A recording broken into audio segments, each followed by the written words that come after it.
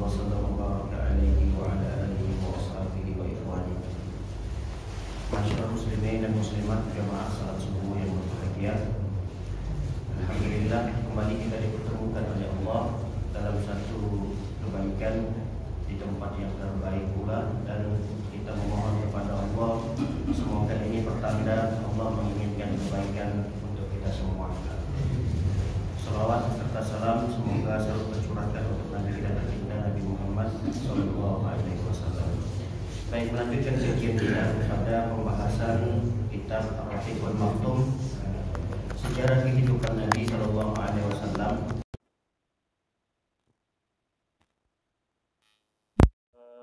Peperangan-peperangan kecil yang dilakukan oleh Nabi SAW dalam rangka untuk membersihkan penghalang-penghalang yang akan Nabi SAW ingin melanjutkan dakwah ini supaya aman, tentram, penduduk Madinah hidupnya juga nyaman. Intinya Nabi SAW di tahun pertama sampai tahun kelima Nabi SAW merintis. Karena ini adalah negara baru, mungkin kalau kita bisa bahasakan, ini adalah wilayah kaum muslimin yang baru. Lalu kemudian Nabi SAW menginginkan tidak ada duri-duri kecil, walaupun itu kecil, yang akan menghalangi dakwah Nabi SAW di Madinah, itu dibersihkan semua oleh Nabi SAW. Sudah mulailah kaum muslimin ketika itu pamornya sudah bagus, sudah tinggi, dan terlihat kejayaan umat Islam sudah mulai tampak, kekuatan kaum muslimin sudah mulai diperhitungkan oleh musuh-musuhnya. Mulailah Nabi SAW memberikan kabar gembira kepada para sahabat ketika itu bahwa Nabi SAW melihat di dalam mimpinya beliau ketika itu di Madinah. Ini tahun ke-6 nih, tahun ke-6 Hijriah. Mulailah Nabi SAW menceritakan mimpinya kepada para sahabat-sahabat ketika itu bahwa Nabi SAW masuk ke Masjidil Haram bersama dengan sahabat-sahabatnya. Ngapain Nabi SAW di Masjidil Haram? Nabi SAW ke Masjidil Haram ketika itu mengambil kunci pintu Ka'bah. Ini suatu kabar gembira yang luar biasa, terutama bagi muhajirin dan terutama bagi diri Nabi SAW yang kerinduannya sudah mulai memuncak kepada kota kelahiran Nabi SAW, yaitu Mekah. Baik, watafu wa'tamaru. Tidak hanya sekedar Nabi SAW masuk ke Masjidil Haram kemudian mengambil kunci pintu Ka'bah, tapi Nabi SAW dan para sahabat ketika itu tawaf dalam rangka melaksanakan ibadah umrah. Wa halaqa ba'duhum wa qassara ba'duhum. Bahkan ketika habis melaksanakan ibadah ritual tawaf sa'i, sebahagian di antara para sahabat ada yang mencukur gundul rambutnya dan ada yang sekedar memotong pendek rambutnya.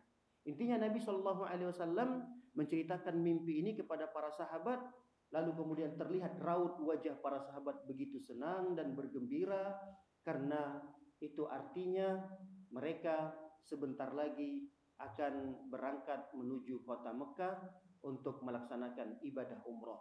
Dan inilah ibadah umrah yang pertama sekali dilakukan oleh Nabi SAW dan para sahabat. Sejak Nabi SAW berhijrah tahun pertama, kedua, sampailah ini tahun ke-6, ini adalah umrah yang pertama sekali yang ingin dilaksanakan oleh Nabi dan para sahabat-sahabatnya. Lalu setelah itu Nabi SAW mempersiapkan diri bersama dengan para sahabat. Mulailah Nabi SAW, singkat cerita, berangkat bersama sahabat yang kurang lebih ketika itu jumlah para sahabat yang ikut bersama Nabi, ada yang mengatakan dalam satu riwayat 1.400, ada yang mengatakan 1.500 para sahabat yang ikut dalam rombongan perjalanan yang suci ini, yaitu perjalanan ibadah umroh. Bayangkan jumlah yang begitu besar, 1.500 para sahabat yang ketika itu ikut melaksanakan ibadah umroh ini. Ini kalau pesawat, berapa pesawat ini? Ada 4 pesawat ini ya, 3 pesawat, 4 pesawat ini. Bayangin, berarti kan jumlah yang besar di zaman itu. Jumlah yang sangat luar biasa. Semangat mereka para sahabat-sahabat Nabi Shallallahu Alaihi Wasallam. Nabi mulailah mengendarai ontanya. Nama ontanya Qaswah. Qaf, Shad, Waw, Alif dan Hamzah. Qaswah. Nabi SAW mengendarai ontanya tersebut. Lalu kemudian kepemimpinan kota Madinah saat itu diserahkan oleh Nabi, karena Nabi meninggalkan kota Madinah, maka tampuk kekuasaan kota Madinah ketika itu diserahkan kepada Ibnu Ummi Maktum, seorang sahabat yang buta. Tugasnya adalah untuk menjaga para wanita, anak-anak, dan terutama mengimami sholat. Karena sebagian besar para sahabat ketika itu melakukan safar dalam rangka melaksanakan ibadah umrah. Baik, para hadirin dan hadirat oleh Allah Subhanahu wa taala, mereka pun keluar sebagaimana biasanya orang-orang kalau safar itu membawa senjata untuk senjata biasa, bukan senjata untuk berperang, tidak. Memang tujuannya untuk berumrah. Jadi senjata biasanya, kalau senjata biasa itu ya semacam pedang begitu aja. Tapi pedangnya itu disarungin, disimpan baik-baik. Intinya mereka keluar ini tidak dalam rangka untuk berperang dan tidak ingin memerangi siapapun. Lalu mulailah Nabi SAW dengan para sahabat yang begitu banyak tadi jumlahnya untuk mengambil miqat di Dzulhulaifah, yang lebih dikenal saat ini dengan nama Bir Ali. Baik. Sebelum Nabi SAW melanjutkan perjalanannya, Nabi SAW mengutus dulu satu orang sebagai mata-mata. Karena perjalanan Nabi ini ternyata sudah diketahui oleh orang Mekah. Jumlahnya pun sudah diketahui oleh orang-orang Mekah, 1.500 orang.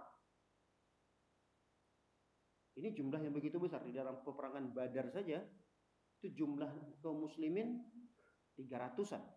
Kemudian di peperangan Uhud jumlah kaum muslimin 700-an. Ini 1.500. Jumlah begitu besar. Nabi pun tidak begitu saja melanjutkan perjalanan, tapi Nabi sebelumnya mengutus satu orang. Ya, mungkin bahasa kita sekarang sebagai mata-mata. Kira-kira kalau kita melanjutkan perjalanan dengan jumlah yang begitu besar ini, apa respon orang-orang kafir Quraisy? Coba cari tahu dulu. Satu orang lah duluan pergi, lalu kemudian dia cari tahu, lihat apa yang dilakukan oleh orang kafir Quraisy, persiapan apa yang mereka lakukan. Ternyata mata-mata dari Nabi SAW ini mendapatkan informasi bahwa orang-orang kafir Quraisy mengetahui rencana keberangkatan Nabi SAW ini, dan orang-orang kafir Quraisy pun mempersiapkan diri untuk menghalangi kedatangan Nabi, menghalangi Nabi dan para sahabat untuk masuk ke Masjidil Haram. Dan persiapan orang-orang kafir Quraisy begitu matang sekali. Lalu kemudian mata-mata ini pun segera lagi pulang. Ketemulah di perjalanan. Nabi SAW sudah mulai berjalan menuju kota Mekah, tapi mata-mata ini akhirnya bertemu dengan Nabi dan para sahabat, menginformasikan apa yang sudah beliau dapatkan.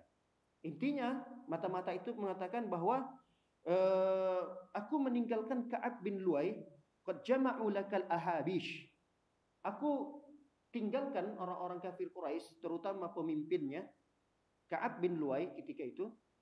Dia telah mempersiapkan, telah mengumpulkan pasukan-pasukan yang begitu banyak untuk menghalangi engkau wahai Muhammad. Wa jama'u laka jumu'an, dan jumlahnya begitu banyak yang dikumpulkan oleh orang kafir Quraisy tersebut. Wa hum muqatiluka wa sadduka 'anil bait.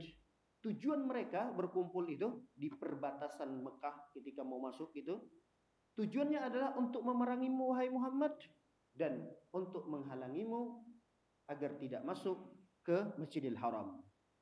Ketika Nabi SAW mendapatkan informasi ini, Nabi SAW pun membuat suatu majelis permusyawaratan dadakan begitulah. Dipanggil oleh Nabi SAW petinggi-petinggi, hanya beberapa orang saja dari 1.500 tadi. Nabi SAW pun bermusyawarah dengan beberapa petinggi-petinggi, musyawarah dadakan. Lalu kemudian Nabi SAW minta pendapat para sahabat. Ini gimana nih? Kita lanjut perjalanan? Atau kita urung niat kita? Atau seperti apa? Saya mau dengarkan pendapat-pendapat kalian, wahai para sahabat. Intinya Nabi SAW, kita lanjut, tapi konsekuensinya kita perang.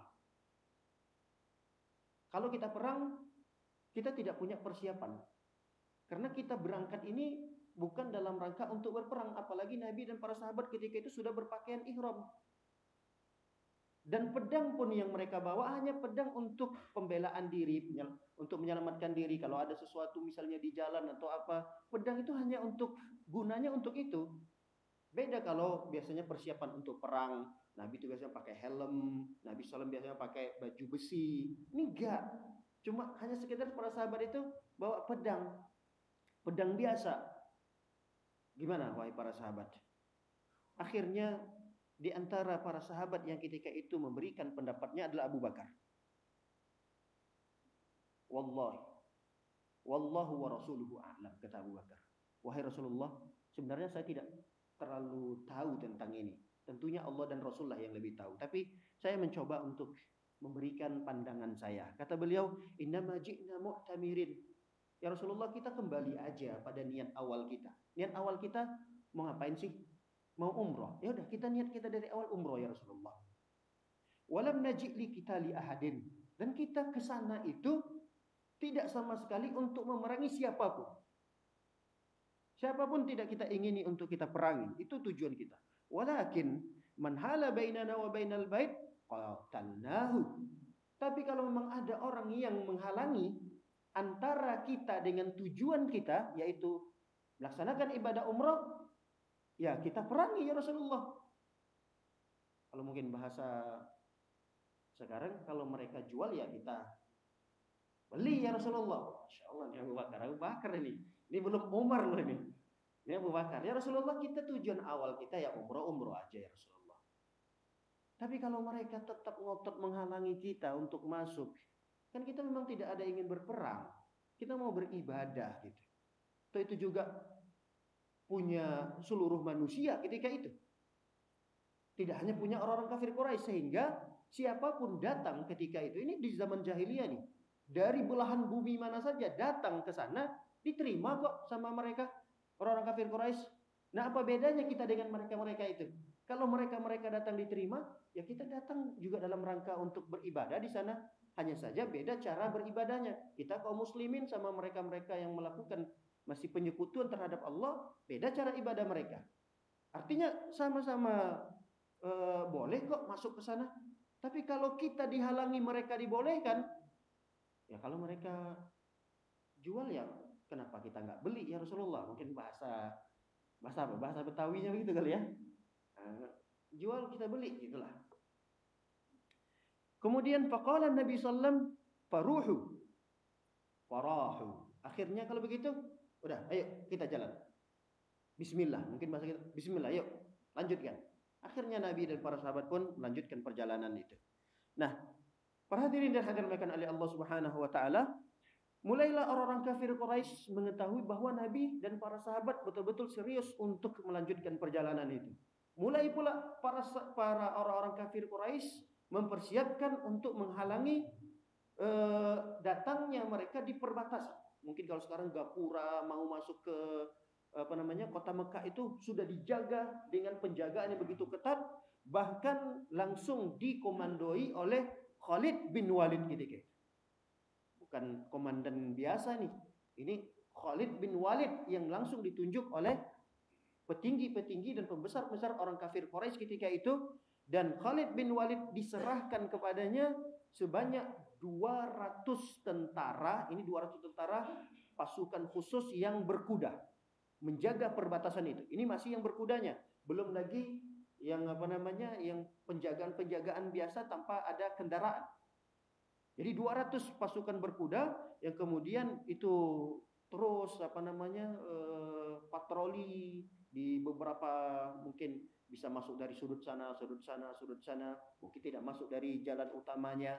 Makanya 200 itu diperintahkan di bawah komandonya Khalid bin Walid. Baik. Lalu Khalid bin Walid pun menyanggupi titah tersebut, perintah itu. Singkat cerita, mulailah kaum muslimin sudah dekat dengan perbatasan pintu masuk ke Masjidil Haram tadi. Sudah mulai terlihat oleh Khalid bin Walid jumlah kaum muslimin, kemudian terlihatlah Rasulullah SAW di waktu zuhurnya Nabi SAW sholat bersama para sahabat. Nabi sudah tahu nih, ada Khalid bin Walid, ada pasukan orang-orang kafir Quraisy ketika itu mengepung pintu masuk untuk menuju kota Mekah tersebut. Akhirnya Nabi SAW karena masuk waktu zuhur, kita sholat dulu. Sholatlah Nabi SAW sholat zuhur. Setelah sholat zuhur Nabi, ternyata Khalid bin Walid ini melihat Rasul dan para sahabat sholat berjamaah begitu. Lalu kemudian Khalid bin Walid ingin mengambil kesempatan. Karena Khalid tahu, nanti waktu asar kaum muslimin sholat lagi nih. Ternyata benar, masuk waktu asar, Nabi dan para sahabat ketika itu sholat lagi. Tapi Nabi tahu, melalui wahyu tentunya, Khalid bin Walid ingin berniat buruk kepada Rasulullah dan para sahabat. Karena Khalid ketika itu ingin menyerang para sahabat dan mengambil kesempatan penyerangan itu di saat Nabi dan para sahabat sholat. Ini kesempatan kita nih. Kalau mereka dalam kondisi terjaga, dalam kondisi siap-siap, mungkin akan kewalahan kita nih. Berat kita untuk mengusir mereka, untuk memerangi mereka. Nah nanti waktu asar, ketika mereka sholat, kita serang dalam waktu bersamaan. Mungkin mereka tidak punya persiapan. Nabi tahu niat buruk itu. Lalu kemudian turunlah syariat kepada Rasul Sallallahu Alaihi Wasallam, sholat yang disebut dengan sholat khauf. Sholat khauf itu tata cara sholatnya sudah berbeda dengan tata cara sholat yang pada umumnya. Nah, ini bukan pembahasan kita karena tata cara sholat khauf ini ada beberapa versi dan intinya sholat khauf ini adalah sholat yang berbeda tata caranya daripada sholat pada umumnya yang kita lakukan. Sholatnya boleh membawa senjata, bahkan senjata itu boleh dihunuskan, bahkan sholat itu boleh sebahagiannya ikut imam, sebahagiannya masih berjaga-jaga. Nah, turunlah syariat kepada Nabi SAW tentang tata cara sholat khauf. Ketika Khalid bin Walid dengan para sahabat, para tentara teman-temannya tadi itu sudah ingin bersiap-siap mau menyerang Nabi dan para sahabat yang sedang sholat, Khalid kaget. Loh, kok tata cara sholatnya berbeda nih? Kok sebagian yang sholat, sebagiannya bersiap siaga. Akhirnya Khalid ketika itu dengan pasukannya tidak jadi menyerang Nabi SAW. Ya ketika itu sedang sholat. Baik, para hadirin dan hadirat oleh Allah Subhanahu Wa Taala. Mulailah Nabi SAW mencari cara. Ini kalau kita tetap ngotot lewat jalan utama, ini pasti akan ada bentrok ini. Dorong-dorongan mungkin kalau sedang dorong-dorong, akhirnya nanti terjadilah pertumpahan darah. Nabi tidak menginginkan itu. Nabi tidak menginginkan terlukanya para sahabat. Jangankan nyawanya hilang, sedikit pun tidak diinginkan oleh Nabi ada sahabat yang terluka. Baik, kalau begitu, di saat Khalid dan teman-temannya lengah, kita cari cara jalan yang lain. Mungkin kalau bahasa kita sekarang jalan tikusnya lah. Harus melewati gurun-gurun pasir. Harus melewati jalan yang berbatu. Harus melewati bukit-bukit. Berat memang perjalanan itu. Tapi itulah yang akan dipilih oleh Nabi SAW untuk menghindari bentrokan dengan tentara-tentara Quraisy tadi yang sudah siap siaga untuk menyambut kedatangan Rasul dan para sahabatnya. Akhirnya Rasul SAW pun mencari jalan yang lain. Sampailah di satu tempat jalan tersebut, kemudian ketemulah satu tempat namanya Hudaybiyah. Karena tadinya Nabi SAW itu masuknya dari jalan utama yang sekarang itu juga menjadi jalan utama. Sekarang itu menjadi jalan utama sampai saat ini. Dan ketika itu Nabi di sekitaran Tan'im namanya. Tan'im itu Masjid Aisyah. Biasa kalau orang kalau mau berumroh lagi dia mengambil miqatnya di situ. Nah, sekitar itulah hampir kejadiannya di mana Nabi SAW sholat zuhur, sholat asar itu. Tapi Nabi SAW ya kurang lebih dari tempat itu menuju Masjidil Haramnya sekitar 10 kilometeran lagi lah. 10 kilometer sampailah ke Masjidil Haram. Tapi mereka sudah dicegat di situ. Akhirnya Nabi SAW mutar lagi cari jalan yang akhirnya Nabi SAW sampailah di satu tempat namanya Hudaybiyah. Baik, para hadirin dan hadirat oleh Allah Subhanahu Wa Taala, Khalid bin Walid akhirnya kecolongan lah kalau bahasa kita. Khalid kaget, mana kaum muslimin tadi? Mana Muhammad tadi? Akhirnya Khalid pun menarik tali kekang kudanya untuk melaporkan kepada petinggi-petinggi kafir Quraisy yang ketika itu ada di sekitar Masjidil Haram. Laporan. kepada petinggi-petinggi ini. Wahai petinggi-petinggi kafir Quraisy, kami kehilangan Muhammad dan pasukannya dan sahabat-sahabatnya. Kami tidak tahu saat ini mereka kemana. Akhirnya dicari tahulah dengan pasukan yang berkuda begitu banyak. Didapatkanlah informasi bahwa Nabi Muhammad SAW ternyata berhenti di satu tempat tadi di sekitaran Hudaybiyah itu. Kenapa Nabi SAW berhenti di situ? Karena onta Nabi SAW akhirnya berhenti di situ. Nah, para sahabat ketika itu, ya mungkin bahasa kita kayak mana sih? Kalau dulu orang Arab mengatakan hal gitu. Kalau kita apa? Apa gitu mungkin untuk supaya kendaraan itu suruh berjalan lagi gitu. Nah, ini orang-orang ternak lah biasanya paham bahasa apa namanya, bahasa hewan. Intinya begitu. Onta Nabi tadi diam, merunduk begitu, menderum. Para sahabat ketika itu kayak memerintahkan onta ini untuk jalan lagi. Ini, ayo jalan. Tujuan kita ke Masjidil Haram. Akhirnya onta itu berhenti, nggak mau jalan. Nabi pun mengatakan, biarkan. Onta ini dia sudah diperintahkan oleh Allah Subhanahu wa taala. Dia tidak mungkin berhenti begitu saja. Lalu kemudian Rasul sallallahu alaihi wasallam pun menceritakan sebab berhentinya onta ini karena memang onta ini ditahan dulu oleh malaikat. Kata Nabi SAW, walakin habasa habisul fil. Ternyata onta ini ditahan oleh malaikat sebagaimana dulu pernah malaikat itu menahan fil. Fil itu adalah gajah yang ingin masuk menghancurkan Ka'bah. Ternyata disitulah tempat malaikat yang menahannya, bukan tempatnya. Yang menahan onta Nabi SAW untuk tidak melanjutkan perjalanan itu, ya dulu malaikat yang pernah menahan gajah yang ingin menghancurkan Ka'bah. Baik, para hadirin dan hadirat dimuliakan oleh Allah Subhanahu wa taala, sampailah Nabi di tempat itu, ternyata mulai perbekalan minum para sahabat sudah mulai habis, menipis. Ketemulah dengan satu telaga lah mungkin bahasa kita, kayak danau kecil begitu, tapi airnya sudah habis, sudah mulai menipis. Dan bahkan para sahabat karena saking ingin berbaginya dengan sahabat-sahabat yang lain, tidak semuanya merasakan kenyang dari air itu. Sedikit yang penting hilanglah dahaga mereka. Tapi tidak berapa lama kemudian mereka masih merasakan haus yang begitu berat. Melaporlah mereka kepada Rasul sallallahu alaihi wasallam, ya Rasulullah, ini kami para sahabat semuanya sudah haus. Ya kita mau nggak mau harus lanjut perjalanan ya Rasulullah, karena air banyak itu ya di sekitaran Mekah, air Zam-Zam. Akhirnya apa yang dilakukan oleh Nabi SAW? Nabi SAW pun mengambil anak panahnya. Dalam riwayat yang lain, anak panah sahabat yang diambil oleh Nabi SAW dari tempat penyimpanan anak panah itu dikeluarkan oleh Nabi satu. Setelah itu Nabi minta kepada para sahabat, diperintahkan oleh Nabi kepada sahabat, lemparkan anak panah ini ke dalam telaga tadi, dalam sumur tadi. Lalu kemudian para sahabat pun melemparkannya, tidak berapa lama terpancarkan lagi keluar air itu dari mata airnya. Lalu kemudian para sahabat pun mengambil air itu dan minum sekenyang-kenyangnya. Ini belum lanjut perjalanan, masih di tempat yang sama.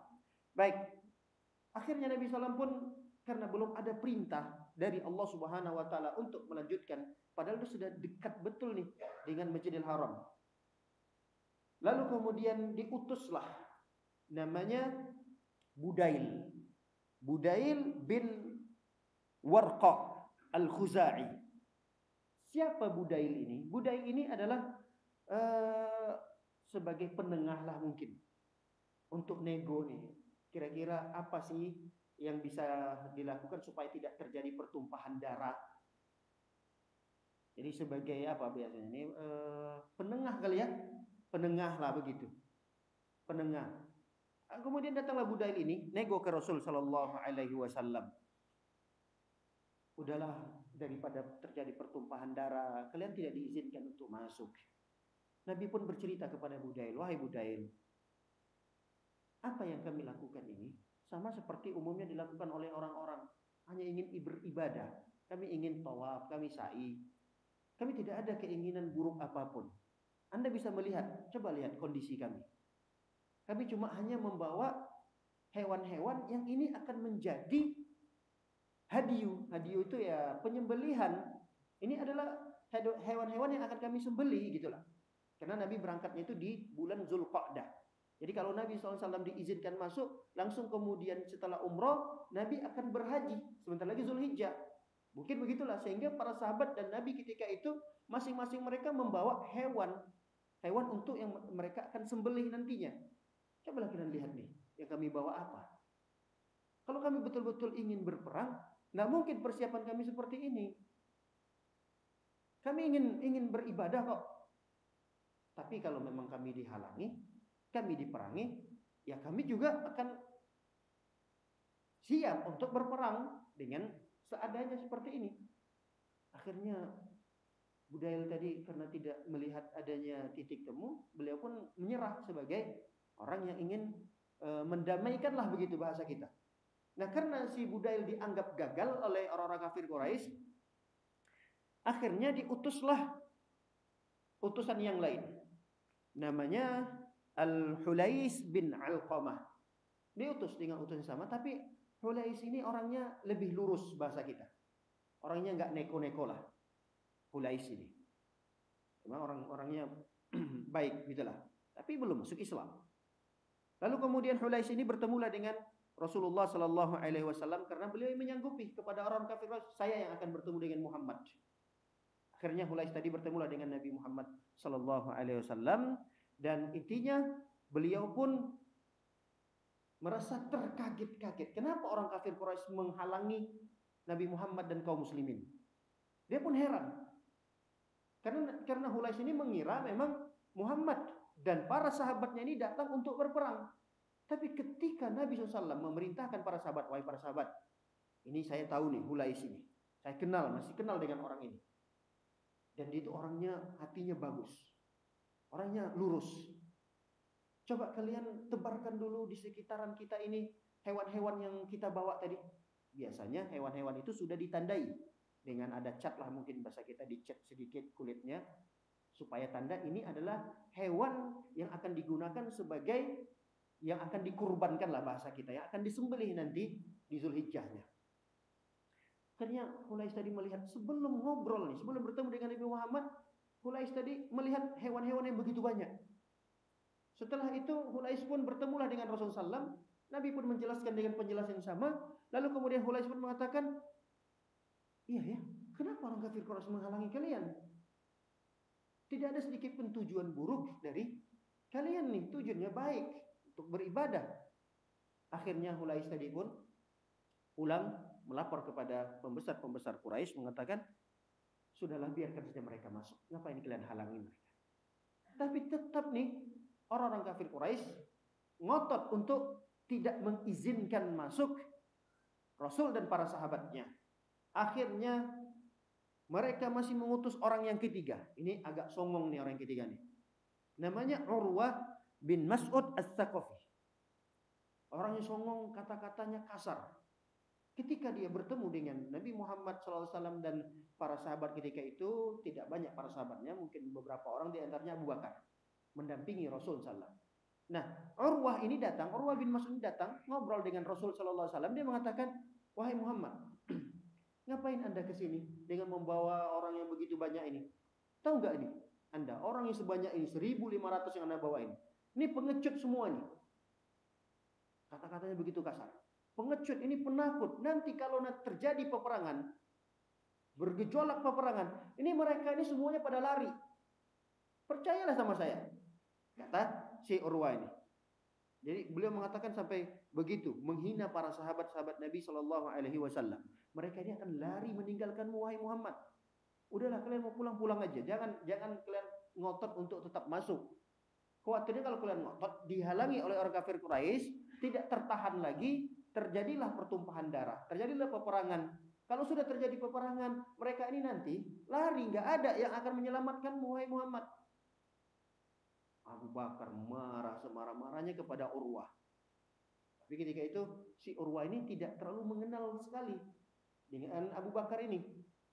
Lalu kemudian ini agak kasar nih memang kalimat yang keluar dari Abu Bakar. Tapi kalimat kasar itu yang ditujukan kepada orang yang menghina para sahabat ini.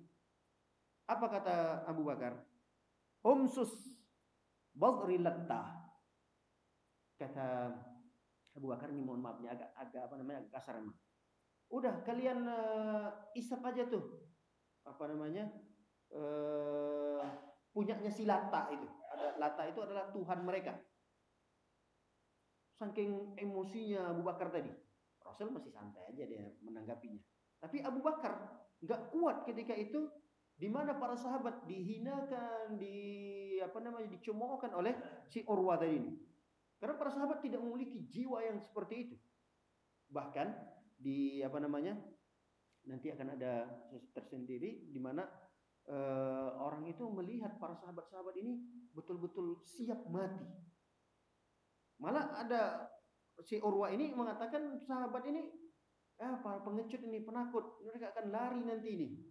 Baik, para hadirin hadirat oleh Allah Subhanahu wa taala, si Urwa kaget. Ini orang siapa sih beraninya berkata kasar kepada dia? Tidak pernah dia mendapati ada orang yang berkata kasar. Atau mungkin di balik mungkin suara itu datang. Jadi kalau mungkin dilihat orangnya tahu itu Abu Bakar, tapi ada suara yang mungkin nyaut di sana. Kata Urwah, suara siapa itu? Sampai beraninya berkata kasar kepada saya. Kemudian orang ada yang lain menjawab, Abu Bakar. Oh Abu Bakar, ini kalau bukan karena tugas, saya siap itu untuk bertarung 1 lawan 1 dengan Abu Bakar itu. Itulah kata Urwah ini. Tapi karena itu ada aturan maksudnya itu kalau ada utusan yang lagi sedang nego itu nggak boleh dibunuh, tidak boleh dilukai, dan dia pun tidak boleh membunuh dan melukai orang lain. Baik, ini kalau bukan karena tugas, saya sikat kamu nih. Begitulah mungkin bahasa kita. Urwah agak songong tadi, songong. Lalu kemudian dia tetap ngobrol sama Rasulullah. Setiap kali dia ngobrol sama Rasulullah, tuh jenggot Nabi ditarik-tarik sama dia. Jadi kalau dia ngobrol begini Muhammad, begini. Tapi sambil tangannya itu sambil narik, bukan narik. Beda kalau cuma sekedar megang jenggot orang gitu, mungkin Masya Allah jenggotnya bagus. Ini ditarik-tarik jenggot Nabi Shallallahu Alaihi Wasallam. Nabi masih sabar. Tapi ada seorang sahabat Nabi yang tidak sabar melihat kesongongan daripada Urwah ini. Siapa dia? Sahabat Nabi bernama Al-Mughirah bin Syu'bah. Ketika itu Mughirah bin Syu'bah ini datang dekat dengan Rasul Shallallahu Alaihi Wasallam. Melihat Nabi SAW jenggotnya ditarik-tarik tadi, akhirnya ketika sudah mendekat Al-Mughirah tadi, saat jenggot Nabi mau ditarik oleh Urwah, dipukul oleh tangan si Urwah tadi, dipukul oleh sahabat Al-Mughirah dengan menggunakan sarung pedang. Bukan dengan pedangnya itu, bukan, tapi dengan sarungnya. Dipukul begitu. Marah si Urwah. Ini siapa sih? Anak muda ini, masih muda sekali memang. Al-Mughirah ini. Lalu kemudian diceritakanlah bahwa yang memukul tangannya tadi itu adalah Al-Mughirah. Ternyata Al-Mughirah ini adalah keponakannya Urwah sendiri. Ini luar biasa ini ponakan ini. Kurang ajar nih. Berani dia mukul lengan pamannya sendiri. Akhirnya saking keselnya si Urwah ini, dia ceritalah kepada Rasul dan orang-orang sekitar situ tentang jasa dia di saat si Al-Mughirah ini nakal-nakalnya di masa muda. Jadi biasalah anak-anak muda di zaman itu, apalagi masih jahiliyah ketika itu. Al-Mughirah ini suka bikin onar lah, bikin kegaduhan di luar. Akhirnya orang yang merasa dirugikan minta ganti rugi. Di antara yang ketika itu mendamaikan dan mengganti rugi akibat daripada kenakalan Al-Mughirah itu adalah Urwah ini. Dia sebagai tokoh, mungkin dia juga orang kaya. Akhirnya dia mengatakan, kamu ingat gak dulu? Kata Urwah, bikin onar, kemudian bikin kerugian orang. Yang ganti kerugian itu siapa? Saya. Yang kemudian Anda tidak dihukum, tidak dicobloskan ke penjara, mungkin kalau bahasa kita. Itu siapa yang membela Anda? Saya. Berani-beraninya Anda mukul tangan saya untuk membela si Muhammad ini. Begitulah bahasa kita. Akhirnya singkat cerita, si Urwah tadi dianggap gagal dalam nego ini. Tidak ada titik temu yang kemudian bisa dikatakan Nabi SAW dan para sahabat mundur untuk meninggalkan kota Mekah. Intinya Nabi SAW tetap ngotot dan para sahabat akan masuk ke Masjidil Haram. Pulanglah Urwah tadi melapor. Tapi kepulangan Urwah untuk melapor ini berbeda. Kata Urwah melapor kepada pembesar-pembesar kafir Quraisy, beliau mengatakan, wallahi laqad wafattu 'alal mamluk. Aku ini sudah banyak diutus, mungkin dia sebagai duta lah kalau sekarang. Saya ini udah diutus ke sana, diutus ke sana. Termasuk dalam kali ini tugas terakhir saya adalah diutus untuk nego kepada Muhammad. Saya sudah banyak melanglang buana, sudah punya pengalaman dan bertemu dengan pemimpin-pemimpin. Tapi saya tidak pernah bertemu dengan pemimpin model seperti Muhammad ini. Dan saya belum pernah menemui prajurit, mungkin kalau bahasa kita, tentara-tentara dari seorang raja yang loyalnya seperti para sahabat-sahabat Muhammad ini. Itu laporannya kepada pembesar. Saya belum pernah melihat tentara-tentara, rakyat-rakyat yang begitu loyal kepada pemimpinnya. Lalu kemudian Urwah pun melanjutkan, kata beliau, wallahi ma ra'aitu malikan yu'azzimuhu ashabuhu ma yu'azzimu ashab Muhammadan. Luar biasa nih, sahabat-sahabat yang begitu loyal kepada rajanya sebagai pemimpinnya. Wallahi in tanakhama nukhamatan illa waqa'at fi kaffi rajulin minhum. Ini saking loyalnya, ini diceritakan oleh dipermisalkan oleh si Urwah tadi, kalaulah si rajanya tadi itu buang dahak di telapak tangan seseorang, rakyatnya atau tentaranya atau siapa tadi, sahabatnya, itu si raja tadi ini buang dahak, maka dahak itu pasti akan diambil oleh menggunakan tangan oleh rakyatnya, oleh tentaranya. Saking loyalnya, begitulah. Dan itu ada pada sahabat-sahabat Muhammad ini. Artinya apa? Artinya mereka ini apapun yang akan diperintahkan oleh Muhammad, mereka akan siap. Walaupun nyawa jadi taruhannya. Ini bukan main-main nih, kata Urwah melaporkan. Baik. Para hadirin dan hadirat Allah Subhanahu wa taala, intinya Urwah kena mentalnya lah. Dan para orang-orang kafir Quraisy pun sudah ketar-ketir juga ini. Wah, ini bahaya ini. Walaupun kita punya kekuatan yang begitu besar, walaupun ini adalah tempat kita, wilayah kita, atau mungkin bahasa kita ini kandang kita nih. Tapi belum tentu kita nanti bisa jago di kandang ini. Kalau kondisi yang diceritakan tadi para sahabatnya seperti itu, belum tentu nih kita bisa menghadapi mereka. Sebenarnya mereka sudah mulai ada rasa takut yang begitu besar menghadapi kaum muslimin. Mulailah mereka ingin membuat strategi, tapi strategi ini sangat tidak jantan lah kalau bahasa kita. Mulailah mereka membuat suatu rencana. Rencananya ini terlihat mereka itu tidak seperti memiliki tentara-tentara yang kuat, tentara-tentara yang siap untuk berperang. Apa rencana mereka? Jadi ada sekitar 80 orang. 80 orang ini ya dari orang-orang kafir Quraisy, ya mereka ini memang siap untuk berperang sebenarnya. Tapi 80 orang ini bukan diutus oleh pembesar-pembesar kafir Quraisy untuk berperang secara jantan begitu. Tidak, tapi di 80 orang ini diutus untuk mengobrak-abrik tenda Rasul dan para sahabat di malam hari, di saat para sahabat dan Rasulullah istirahat. Ini kan tidak jantan cara seperti ini. Kalau memang mau berperang, ayo berperang dengan dalam kondisi siap.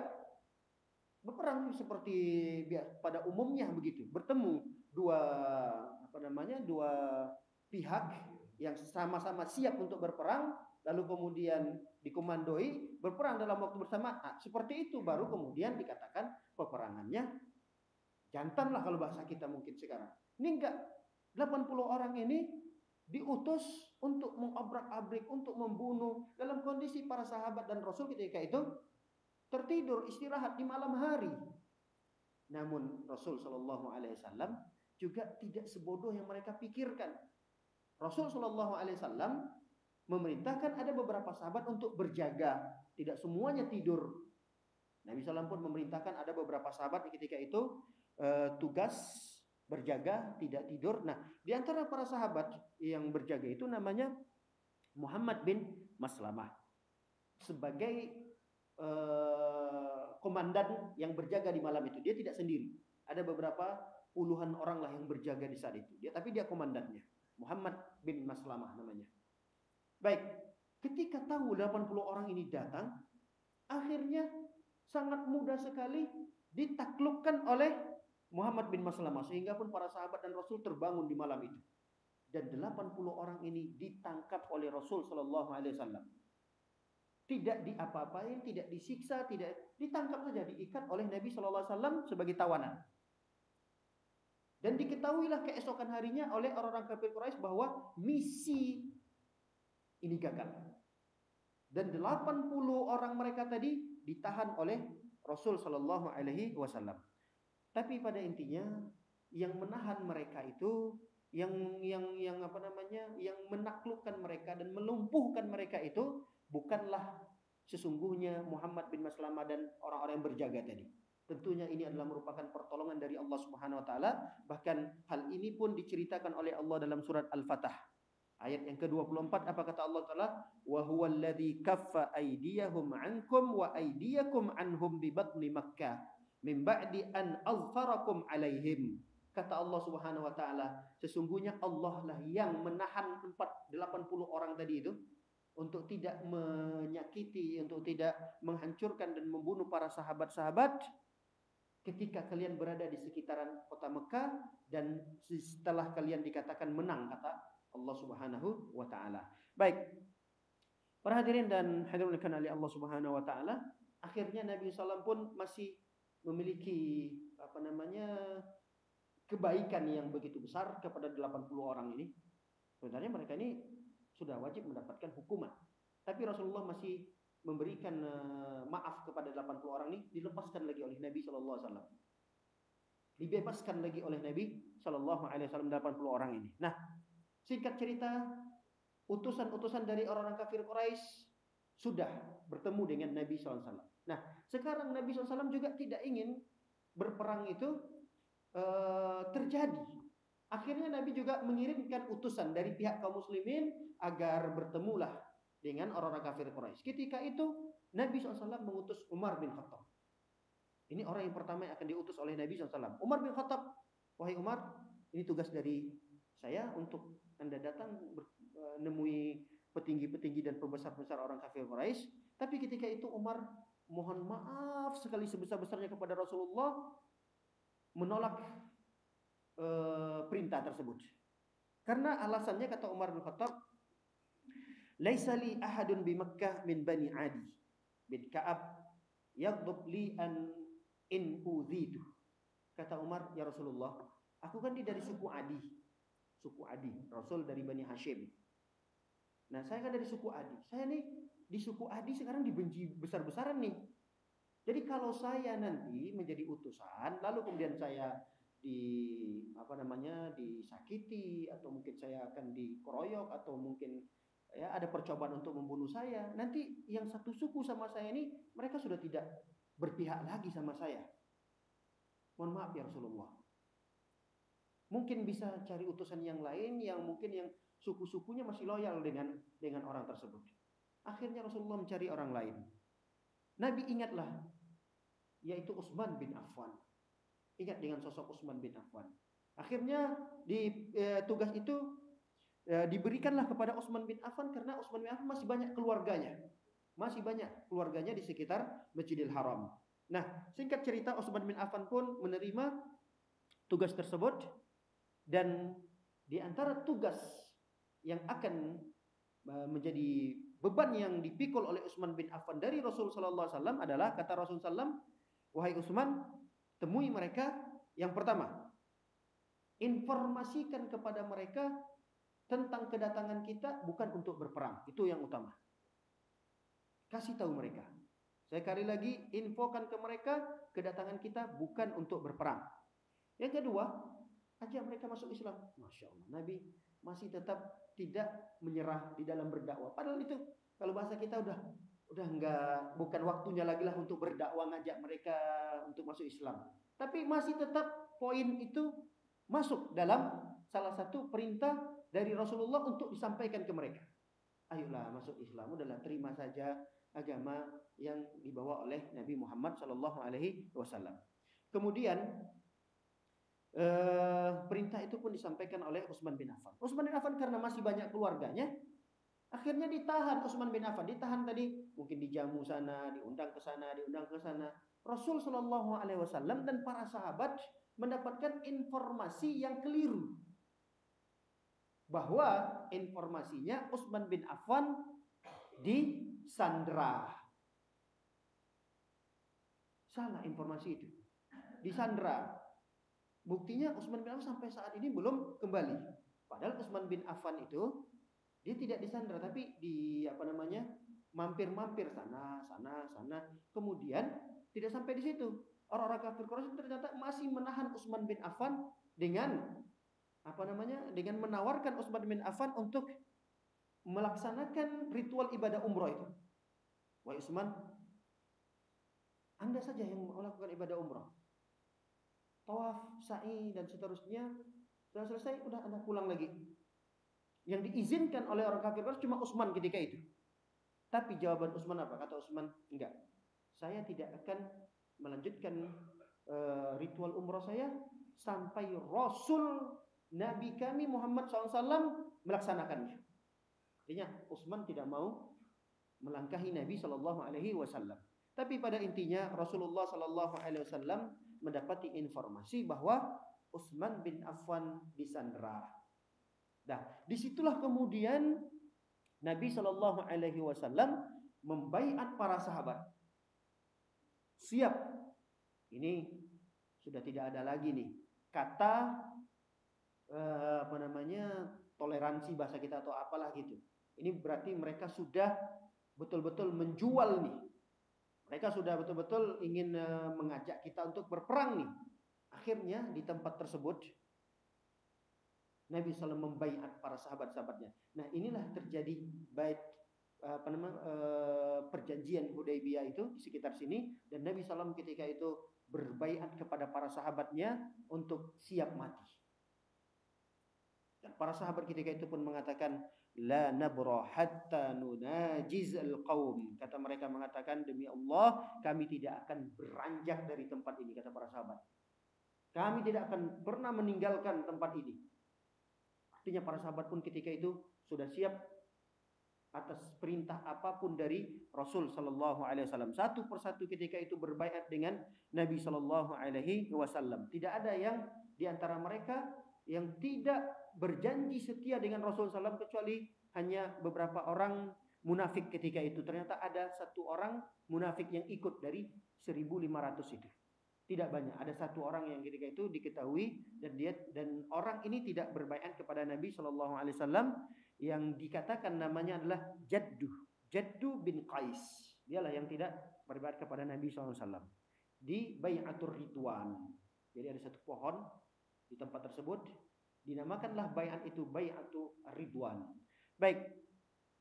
Para hadirin dan hadirat oleh Allah Subhanahu wa taala, kejadian itu pun menyebabkan turunnya firman Allah dalam surah Al-Fatah ayat yang ke-18, laqad radiyallahu 'anil mu'minin id yubayi'unaka tahta asy-syajarah. Turunlah ayat ini, firman ini.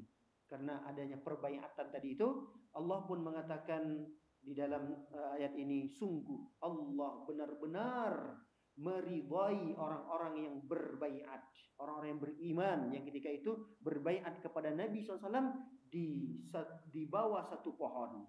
Pohonnya rindang sekali di dekat Hudaybiyah tersebut. Baik, para hadirin dan hadirat oleh Allah Subhanahu wa taala, ternyata informasi itu salah. Akhirnya Utsman pun datang dan Nabi SAW pun akhirnya masih menahan diri dengan para sahabat, masih menahan diri.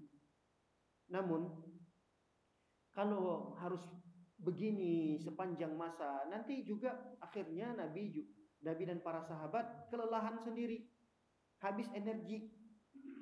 Lalu kemudian udahlah kita buat sajalah kesepakatan antara dua belah pihak. Akhirnya Nabi mau, dan ketika itu orang kafir Quraisy juga mau. Kira-kira apa kesepakatannya ini? Nah, datanglah utusan dari orang kafir Quraisy untuk menandatangani dan membacakan kesepakatan itu kepada Rasulullah SAW dengan para sahabat. Jadi ada sekitar 4 butir-butir poin yang diberikan oleh orang-orang kafir Quraisy yang akan dibacakan kepada Nabi Muhammad SAW dan para sahabatnya. Dan ternyata ketika itu disetujui oleh Nabi Muhammad SAW. Datanglah utusan dari kafir Quraisy ini, namanya Suhail bin Amr. Namanya Suhail. Ketika Nabi melihat si Suhail tadi, Suhail bin Amr, Nabi pun mengatakan, semoga Allah Subhanahu wa taala memudahkan urusan kita. Karena Nabi melihat ini Suhail yang datang dari orang-orang kafir Quraisy tadi. Qad sahula lakum amrukum, kata Nabi. Mudah-mudahan urusan kita dimudahkan oleh Allah Subhanahu wa taala. Lalu kemudian datanglah mendekat Suhail tadi, ngomong panjang lebar dengan Nabi sallallahu alaihi wasallam di beberapa poin tadi. Ternyata Nabi hanya menyepakati dari poin-poin tersebut ada 4 poin. Baik, kita bacakan apa 4 poin yang disepakati oleh Rasul sallallahu alaihi wasallam dalam perjanjian itu. Yang pertama adalah Rasul pulang lagi pada tahun ini tidak melanjutkan ritual umrohnya, tidak lanjut tawaf, tidak lanjut sa'i, tidak boleh masuk ke kota Mekah, tidak boleh masuk ke Masjidil Haram. Pulang lagi. Begitu pula dengan para sahabatnya. Intinya Nabi Shallallahu Alaihi Wasallam digagalkan untuk masuk ke dalam Masjidil Haram. Tapi tahun depan mereka boleh datang dan tidak ada alasan untuk menghalangi Rasul dan para sahabat. Mereka janji itu. Tahun ini nggak boleh. Padahal kan sama aja, tahun ini sama tahun depan apa sih bedanya gitu kan ya. Tapi ya itulah mereka. Kata mereka tahun ini nggak boleh. Tahun depan kalau kalian mau datang silahkan. Dan kami tidak akan punya alasan apapun untuk menghalangi kalian. Kami pastikan tahun depan kalian boleh masuk. Kata Nabi, baik, oke, kami setuju. Baik. Kemudian perjanjian yang kedua, wad'ul harbi baina tarafaini 10 sinin, yaitu genjatan senjata selama 10 tahun. Artinya kita bersepakat tidak boleh ada peperangan terjadi selama 10 tahun. Kata Nabi, baik, tidak mengapa. Bahkan nanti ini akan ada kesempatan untuk Nabi begitu bebas berdakwah dan tidak akan mungkin diperangi oleh orang-orang kafir Quraisy. Kata Nabi, oke, setuju. Kita genjatan senjata. Sepakat kita 10 tahun ke depan tidak boleh ada peperangan di antara kita. Baik, yang ketiga kata mereka, man ahabba an yadkhul fi 'aqdi Muhammadin wa ahdihi dakhala fihi. Siapa orang, kelompok, suku yang kemudian berpihak dan masuk ke kubu Muhammad, silahkan mereka masuk. Dan kalau ada suku, kelompok yang mereka masuk ke kubu orang-orang kafir Quraisy, silahkan mereka masuk. Artinya tidak boleh ada yang saling menghalangi. Kalau ada misalnya satu suku lalu kemudian berpihak dan masuk mendukung kubu Nabi Muhammad SAW, orang Quraisy tidak boleh menghasut mereka, menghalang mereka, bahkan memerangi mereka. Nggak boleh, karena tadi sudah ada genjatan senjata selama 10 tahun. Kata Nabi, baik, setuju. Ini bagus nih, poin ini. Lalu kemudian poin yang terakhir adalah kalau ada orang yang datang ke Nabi Muhammad SAW, orang ini adalah orang Quraisy, datang ke Nabi Muhammad SAW dan ingin ikut dengan Nabi Muhammad SAW, tinggal bersama Nabi Muhammad SAW, tidak boleh.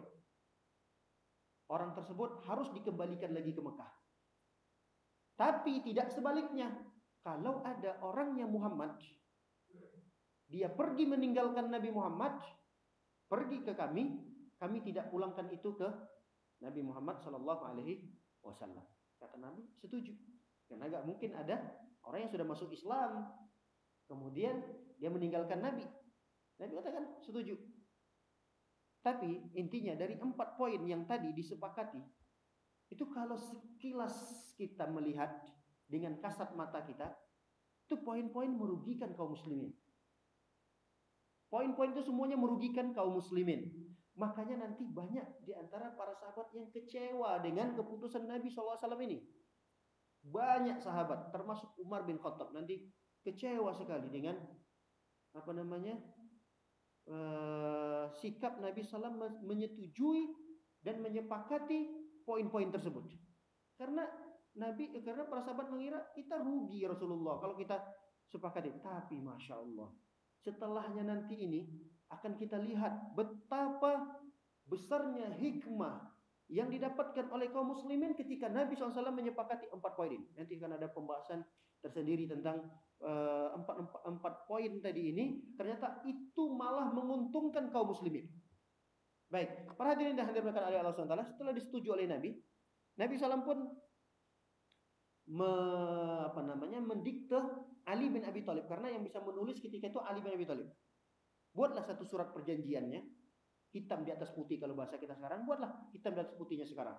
Dibuatlah oleh Nabi SAW, tapi Nabi tidak bisa menulis. Bahkan Nabi dalam riwayat diceritakan oleh para ulama, bahkan tidak bisa membaca juga. Di saat itu Nabi pun belum bisa membaca. Akhirnya Nabi memerintahkan Ali bin Abi Thalib, wahai Ali, tulis Bismillahirrahmanirrahim. Suhail yang ketika itu ada di tempat mengatakan, siapa Ar-Rahman, siapa Ar-Rahim? Kami tidak kenal dengan Ar-Rahman, kami tidak tahu Ar-Rahim itu siapa. Tulis bukan Bismillahirrahmanirrahim, tapi Bismika Allahumma. Masya Allah. Masih lagi-lagi Nabi ngalah, terus Nabi mengalah. Baik wahai Ali, jangan tulis Bismillahirrahmanirrahim, tulis Bismika Allahumma. Bahkan sama aja dengan Bismillah. Cuma tidak dicantumkan saja Ar-Rahman, Ar-Rahimnya. Sama aja Bismika Allahumma dengan Bismillah, sama aja kalimatnya. Cuma Nabi tadi ingin menambahkan Ar-Rahman, Ar-Rahimnya. Baik kata Nabi, nggak usah pakai Ar-Rahman, Ar-Rahim, tulis Bismika Allahumma. Baik, akhirnya ditulis lagi. Lalu setelah itu Nabi mengatakan, tulis lanjut. Hadza ma salaha alaihi Muhammadun Rasulullah. Inilah perjanjian yang sudah disepakati. Perjanjian damai yang sudah disepakati oleh Muhammad Rasulullah. Lagi-lagi Suhail pun protes. Jangan Rasulullah. Kalau Rasulullah, kami setuju dengan kalimat ini. Ngapain kami capek-capek menghalangi kalian? Ngapain kami udah beberapa kali mencoba untuk memerangi kalian, bahkan sampai saat ini pun kami masih menginginkan untuk menghalangi dan memerangi kalian. Ngapain kalau kami setuju dengan kalimat Rasulullah itu? Tidak, buang kalimat Rasulullah itu. Padahal sudah ditulis oleh Ali tadi, Muhammad Rasulullah. Buang tuh Rasulullah, buat Muhammad bin Abdullah. Buat Muhammad bin Abdullah. Kata Rasulullah, ya sudah, enggak apa-apa. Mau Muhammad Rasulullah, Muhammad bin Abdullah, sama aja ada itu. Akhirnya Nabi pun memerintahkan Ali tadi, wahai Ali, hapus kalimat Rasulullah. Masya Allah, kali ini Ali bukan tidak ingin memenuhi dan mentaati perintah Rasulullah, tapi beliau tuh nggak tega menulis kalimat Rasulullah, itu udah nggak tega tangannya. Akhirnya Ali pun nggak mau menulis, menghapusnya. Diam aja Ali tadi, wahai Ali, hapus kalimat Rasulullah. Ali pun masih diam. Karena Rasulullah masih melihat Ali tidak tega menghapus kalimat Rasulullah itu, akhirnya Rasul bertanya, ya Ali, mana kalimat Rasulullah itu? Saya menghapus. Nah, kalimat itu pun para ulama sebagian menyimpulkan sampai detik itu pun ternyata Rasul SAW belum bisa membaca. Ada yang mengatakan tidak, bukan Rasul setelah menjadi Rasul, beliau sudah bisa membaca. Ini terjadi silang pendapat para ulama. Ada yang mengatakan Nabi Muhammad itu sampai menjadi Rasul pun belum bisa membaca. Karena kalau Nabi SAW bisa membaca, apalagi bisa menulis, orang-orang akan menuduh bahwa Al-Quran dan hadis itu buatan Nabi Muhammad SAW. Jadi tuduhan bahwa Al-Quran dan hadis itu adalah buatan Nabi Muhammad, itu bisa terbantahkan secara otomatis karena Nabi SAW itu adalah sosok orang yang tidak bisa menulis, tidak bisa membaca. Kalau ada orang yang bisa membuat hadis, mengarang Al-Quran, tentu ini orangnya, intelektualnya luar biasa ini. Pasti orang akan mengatakan ini orang cerdas sekali. Tapi Nabi Muhammad SAW ketika itu belum bisa menulis, belum bisa membaca. Wallah alam bishawab. Ini terjadi silang pendapat, bukan itu pembahasan kita pada intinya. Tapi kita melanjutkan di mana setelah Nabi Muhammad SAW pun menghapus kata Rasul tadi, akhirnya Dilanjutkanlah kalimat tersebut. Setelah selesai ditandatangani, distempel oleh Rasul sallallahu alaihi wasallam. Setelah selesai, maka terjadilah peristiwa berikutnya. Ada dua suku besar, satu suku Khuza'ah, satu lagi suku Bani Bakar. Karena tadi ada di poin yang ketiga. Jadi suku Khuza'ah ini dari dulu ternyata sudah berpihak dengan Bani Hashim. Artinya sudah ada kerjasama yang baik. Nah, ketika terjadinya perjanjian Hudaybiyah ini, suku Khuza'ah berpihak kepada kaum muslimin. Dan tidak boleh orang kafir Quraisy intervensi. Oh, nggak boleh, nggak boleh. Kalian jangan sampai mendukung Muhammad, nggak boleh. Karena sudah ada perjanjian, siapapun dari suku, dari golongan yang kemudian berpihak kepada salah satu dua ini, Quraisy atau Muhammad, maka satu pun tidak boleh ada yang menolak. Nah, Banu Bakar itu berpihak kepada Quraisy. Ternyata Banu Bakar ini dengan Khuza'ah ini sering apa namanya? Sering cekcok, sering berantem, sering berperang. Nah, inilah kemudian nanti akan menjadi titik temu terang menerangnya Islam di kota Mekah. Terjadilah nanti Fathul Mekah insyaallah. Kan kita bahas tentang itu. Dari dua suku ini. Karena yang satu suku Khuza'ah ada di pihak dari Nabi Muhammad SAW, Banu Bakar di pihak Quraisy. Baik, Banu Khuza'ah ini yang orang-orangnya masih di sekitaran Mekah. Masih di sekitaran Mekah mereka. Bukan orang yang sudah tinggal di Madinah, tidak. Baik, para hadirin dan hadirat mereka oleh Allah Subhanahu wa taala, yang menyedihkan setelah peristiwa kesepakatan Hudaybiyah tadi itu, poin-poin tadi itu, yang menyedihkan adalah peristiwa Abu Jandal. Bukan Abu Janda. Jangan salah nih. Abu siapa nih? Abu Jandal. Nah, di kita juga ada nih orang yang viralnya luar biasa. Mungkin banyak orang yang mengenalnya begitulah. Banyak orang yang mengenalnya. Yang pro sama dia pun sangat kenal dia, yang kontra pun kenal sekali dengan orang ini. Nah, ini bukan Abu Janda, tapi Abu siapa tadi? Abu Janda, ada lamnya. Janda, jandal. Nah, gitulah. Abu Jandal. Baik. Abu Jandal ini dalam kondisi dia sudah memeluk agama Islam. Ternyata dia disiksa selama ini di Mekah. Tidak dibolehkan oleh keluarganya untuk berhijrah ke Madinah. Bertahun-tahun dia dibelenggu, bertahun-tahun dia dipasung, kalau bahasa kita diikat seperti orang gila. Namun ketika itu dia mendapatkan kesempatan lari dalam kondisi kakinya tuh diikat dengan rantai. Jadi beliau tuh kalau jalannya pun susah. Nah, dia tahu bahwa kaum muslimin sudah datang dan beberapa hari di tempat Hudaybiyah tersebut. Bolehlah dia dapat meloloskan diri dari ikat itu, sampailah dia di tengah-tengah kaum muslimin dan beberapa utusan orang-orang kafir Quraisy tadi dalam kondisi terluka, dalam kondisi terikat. Akhirnya beliau saking gembiranya bertemu dengan kaum muslimin, beliau langsung lompat dan dilihat oleh Nabi Shallallahu alaihi wasallam kondisi Abu Jandal ketika itu. Apa kata Suhail yang menjadi utusan orang kafir Quraisy? Muhammad, ingat, ini ujian nih buat kalian nih. Gimana? Anda memenuhi perjanjian sudah kita sepakati tadi? Atau Anda langgar nih perjanjian ini? Ada di poin keberapa tadi itu? Poin keempat. Kalau ada orang Quraisy datang kepada Anda, maka apa tadi? Kembalikan kepada kami, Quraisy. Tapi kalau ada orang Anda datang kepada kami tidak kembalikan. Nah, ini gimana nih? Nah, ini lihat aja dulu nih, apa sikap Anda yang akan lakukan.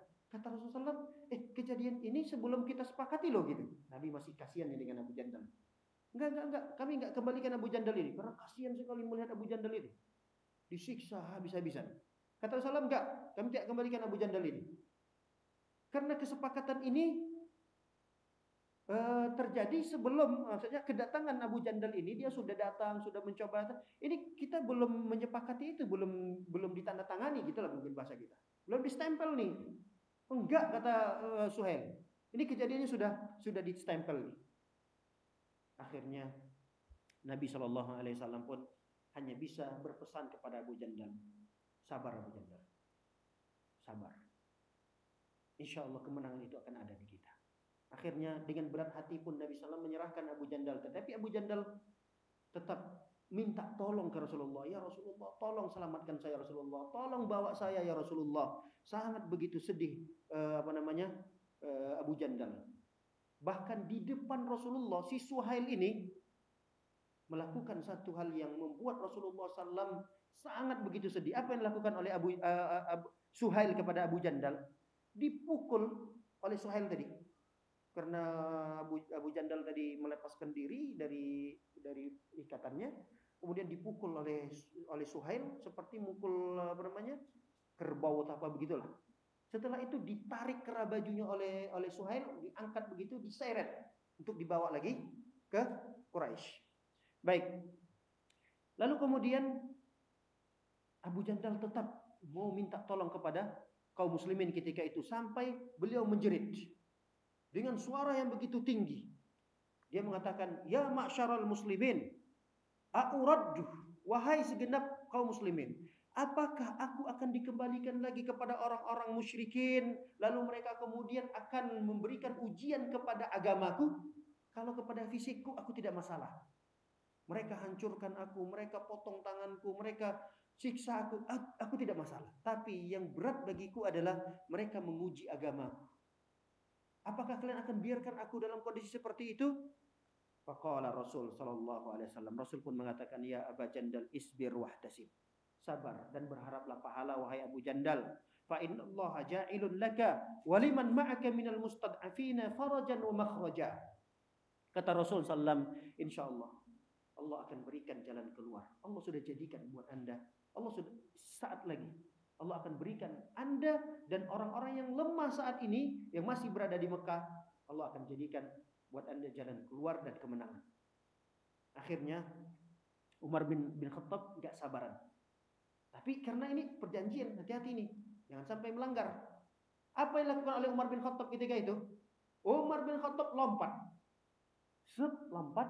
Di mana dia lompatnya? Di dekat dengan Abu Jandal yang sedang diseret-seret tadi itu. Kira-kira tujuannya tahu nggak? Ternyata Umar ini lompat dan sengaja naruh pedangnya itu di samping begini. Dan si Abu Jandal tadi diseret-seret yang tidak jauh dari pedangnya Umar. Sengaja Umar dekat lalu kemudian jalan di dekatnya Abu Jandal sambil supaya nggak ketahuan banget lah gitu. Kata Umar berpesan isbir, kayak menghibur begitulah. Isbir ya Abu Jandal, sabar. Tapi tujuan utamanya Umar bukan ingin memberikan kesabaran kepada Abu Jandal. Maksud daripada Umar apa? Abu Jandal ini ambil pedang saya ini, ambil, tarik, tebas tuh kepala si siapa itu? Si Suhail itu gitu. Itu keinginannya gitulah. Tebas tuh kepalanya gitu. Tapi ya karena si Abu Jandal juga tidak tahu maksud daripada isyarat itu. Tapi karena memang tidak tahu isyarat itu, akhirnya Umar pun gagallah memberikan isyarat tersebut dan Umar pun akhirnya balik lagi ke kaum muslimin. Tapi Umar sampai mengikuti gitu sambil berpesan kepada Abu Jandal, sabar wahai Abu Jandal, insyaallah kita akan dimenangkan oleh Allah Subhanahu wa taala. Allah akan berikan ganjaran yang besar kepada Anda dan seterusnya. Baik para hadirin dan hadirat oleh Allah Subhanahu wa taala, sampai di sini kajian kita. Insyaallah kita akan lanjutkan. Nabi SAW akan mencukur rambutnya dan para sahabat-sahabat, dan ketika itu para sahabat yang begitu banyak kecewa dengan Nabi SAW, termasuk Umar bin Khattab, beliau pun termasuk kecewa dengan keputusan Nabi SAW yang setuju dengan beberapa poin-poin tadi itu. Wallahu a'lam bishawab. Demikian kajian kita. Wassallallahu Nabi Muhammad wa ala alihi washabbihi wasallam ajma'in. Subhanakallahumma bihamdika asyhadu an la ilaha illa anta astaghfiruka wa atubu ilaik. Assalamualaikum warahmatullahi wabarakatuh.